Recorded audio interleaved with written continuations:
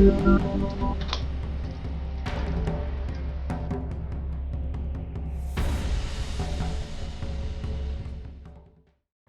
guys, welcome to another episode of Right Now Nuggets. This is the third episode. For those joining us for the first time, hi, welcome, good to have you here, and I hope you're not just passing by. I mean, it's been nice to have you join the family, so do check out all the videos and have fun. So, as is our usual custom where I talk about my crazy up and down experiences in the industry, today I'm going to talk about how I found myself in a car chase situation. For discreetness sake, I'm not going to mention the name of the producer. It was me trying to get the money a producer had been owing me for almost a year. So after I'd had all the experience, I mean, if you've seen the Right Now Nuggets video, episode 1, episode 2, you would see how I stumbled while I was starting. So now it's been a few years, a few years down the line, and I've gotten some jobs, I'd gotten over all of those, beginner mishaps and everything, still growing, not like I was now perfect. So someone referred me to this producer person, and trying to be, okay, let's just call him Mr. AG, because I don't want to mention the name of the person. He's still a very fairly well-known person in the industry.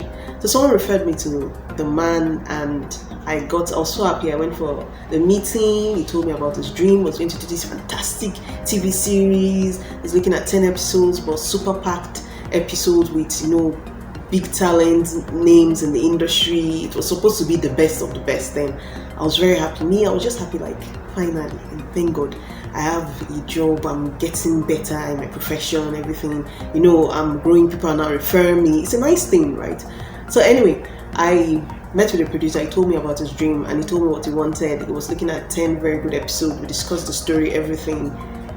When we were having the conversations, there was no time where he told me how much he would pay me, but there was no time where I insisted on maybe we have to sign something and anything. I was just filled with excitement, it was all about getting the job, getting a job to do everything. So I went, we talked about it, we discussed everything. I told him, okay, I didn't say coming up with ideas, I'd written everything, I'd prepared what the season would be like. Everyone was excited too, was like, oh wow, you're very brilliant and everything. I was inside, I was just jubilating and bubbling. So I went back. I don't want to go into all the step by step, but let's just say some time passed. I worked on episodes from episode 1 to episode 10. That was everything needed for the season, and he had not paid me anything. But then I was filled with all the promises of, I'll pay you, we're going to make it big, and I was seeing stars and everything. And then when it was time to pay, he refused. He said, the first time was, okay, I don't have the money now, but I'm putting the money together. I'm speaking to this person, that person. I also don't want to mention the names of the actors he said he was talking to, and they had signed up for the series. So while I was like, okay, pay me, but I was still thinking, I imagine when I'm on set and I'm taking pictures with this person, with that person, and telling everybody I met this person, I met that person. Instead of me to be more concerned about, okay, the professional part of it, pay me, that was not playing in my head then.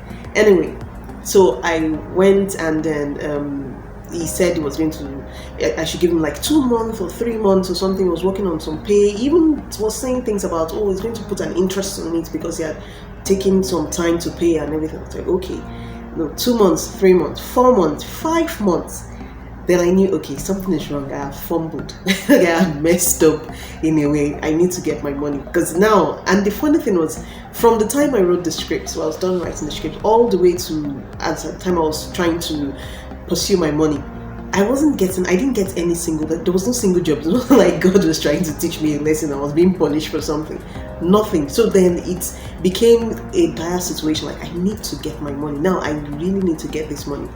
So I started calling him. I started hounding him with calls. What's going to happen? How do I get my money? And he kept coming up with, I'm sorry, I'm not in town. Oh, okay, I'm doing something. Yes, I'll tell you later. Okay, Eventually, 6-7 months down the line, I finally was able to have a proper conversation where I told him, he promised, he said, okay, you know what? Yes, you are right, and I'll pay you. But then it wasn't I'll pay you next week or something. It was another month. He told me, just give me this thing, and I had to quickly get out of the country, and then when I'm coming back and everything, I'll pay your money, and I'll put the interest on it. I was just happy that now we had knocked down the date.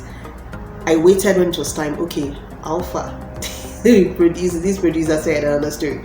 But then at that point I knew I had to physically hold him, like I had to chase him down, just grab him, so to be like catch him red-handed. Then I managed, okay, well, I just wanted to discuss something. I told him, let's go about the story, everything. He said, okay, come and meet me at. So I went to where he was and I met him, and he said, oh, yes, okay. I could see that when I brought up the money, he was trying to find a way to escape. I was like, we'll go together. He said, I have to get to my office. I was like, no problem. Because then that day I was determined, wherever he goes to, I'll follow him. I must get my money. It was like I told myself, I'm not going back home without my money. I was that desperate and I was just so determined. Because I had been pushed past the wall. I didn't think I was pushed to the wall, past the wall. So I went with this guy. I remember when we came out of the building and we went outside and we saw his car. The first thing that was in my head was, how is it that this man was able to drive on the road with this car? It was no insult, but that car was not. Car is a nice word for what that thing was.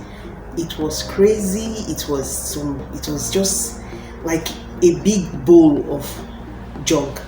I remember then I was wondering, how are we going to move in this? But all I was thinking about, I'm going to get my money, I don't care. So we got into this man's, let's just call it jalopy.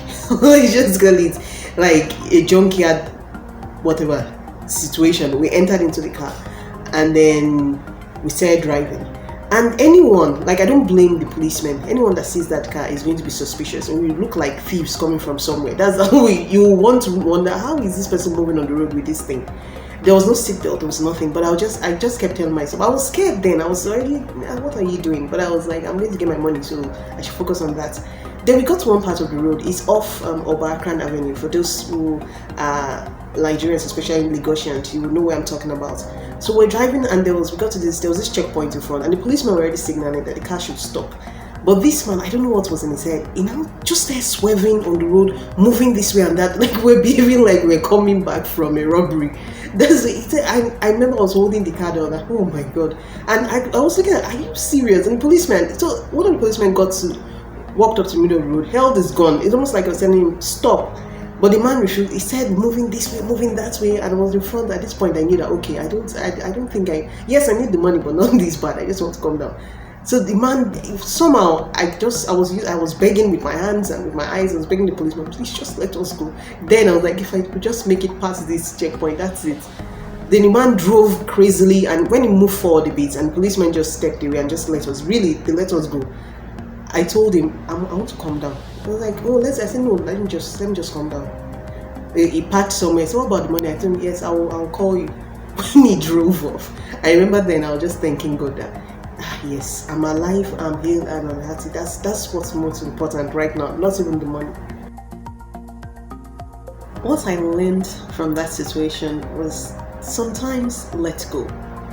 As painful as it is, as unfair as it seems, I know it feels like, are you just supposed to let go of all your hard work, what you worked for, or are you just going to forget about the money? But sometimes let go. Not every situation will work out the way you plan. Not everything will work beautifully. And I know you to feel like, and really it is like you've been cheated. You put in all this effort and you got nothing. But if the question is the money or your life, that's a no-brainer. So that's what the industry can be sometimes. It could be you're going to come across, I pray and I really hope you don't, but then part of the learning process is sometimes you're going to come across these really, really, really painful situations where it feels as if you did all this work, you put in all of that, and then somebody from somewhere who has bigger power feels they can just cheat you and go scot-free. But no, just keep moving forward. It doesn't feel nice at first, but if you stay the course, you're tenacious about your pursuit, which is, bettering yourself, getting your career to the zenith, to that place where just focus on where you're going to. And at the end, I can tell you, it always works out in time. Doesn't make sense. Let's continue the conversation in the comments, or you can send an email to rightnowscribes@gmail.com. Bye.